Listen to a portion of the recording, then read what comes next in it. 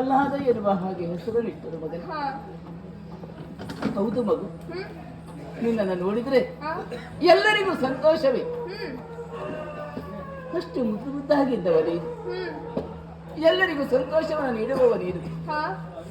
ಆದರೆ ಯಾಕೋ ಮಗನೇ ಎಲ್ಲರಿಗೂ ಸಂತೋಷವನ್ನು ನೀಡಬೇಕಾದ ನೀನು ನಿನ್ನ ಅಪ್ಪನಿಗೆ ಮಾತ್ರ ವಿರೋಧವಾಗಿ ವರ್ತಿಸ್ತಾ ಇದ್ದೀಯ ಮಗನೇ. ಯಾಕೋ ಹೀಗೆ ಮಾಡ್ತಾ ಇದ್ದೀಯ? ಅಲ್ಲದಿದ್ರೆ ನಿನ್ನ ಅಪ್ಪ ಏನು ಸಾಮಾನ್ಯವಾದಂತ ವ್ಯಕ್ತಿ? 3 ಲೋಕವೇ ಗಡಗಡದೆ ನಡುತ್ತಿರುವಂತಹ ಅವರು ಈ ಸಂದರ್ಭದಲ್ಲಿ ನಿನ್ನ ಕುರಿತಾಗಿ ಎಷ್ಟೆಲ್ಲ ಬೇಸರ ವ್ಯಕ್ತಪಡಿಸ್ತಾ ಇದ್ದಾರೆ. ಅಪ್ಪನ ಮಾತನ್ನ ಕೇಳದೇ ಇರುವಂತಹ ಮಗ ಹೀಗೆಲ್ಲ ನಿಲ್ಲಿಸುವುದಿಲ್ಲವೇ ಮಗನೇ? ನಿನ್ನ ಕುರಿತಾಗಿ ಹೇಳುವುದಿಲ್ಲವೇ? ಅಪ್ಪನ ಮಾತನ್ನ ಕೇಳುವುದಿಲ್ಲ ಮಗ, ಹೀಗೆಲ್ಲ ಈ ರೀತಿಯಾಗಿ ವರ್ತಿಸ್ತಾ ಇದ್ದಾನೇನೋ ಹಾಗೆ ನಿನ್ನನ್ನು ನಿಲ್ಲಿಸುವುದಕ್ಕೆ ಮುಂದಾಗುತ್ತಿಲ್ಲ ಮಗನೇ. ಯಾಕೋ ಮಗನೇ ಹೀಗೆ ವಿವರಿಸ್ತಾ ಇದ್ದೀಯ? ಯಾಕೋ ಹರಿನಾಮ ಸ್ಮರಿಸ್ತಾ ಇದ್ದೀಯ?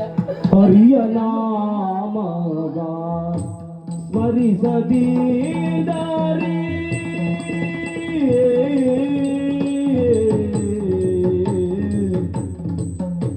ಹರಿಯ ನಾಮವ ಸ್ಮರಿಸದಿದ್ದರೆ ಬರುವುದೇ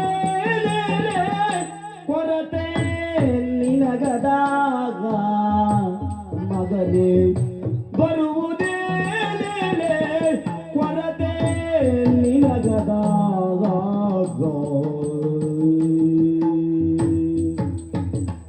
ಸಿರಿವರನು ತಾನೇ ನಾನೀವನು ತರಳ ನಿನಗೆ. ಆ ಸಿರಿವರನು ತಾನೇ ನಾನೀವನು ತರಳ ನಿನಗೆ.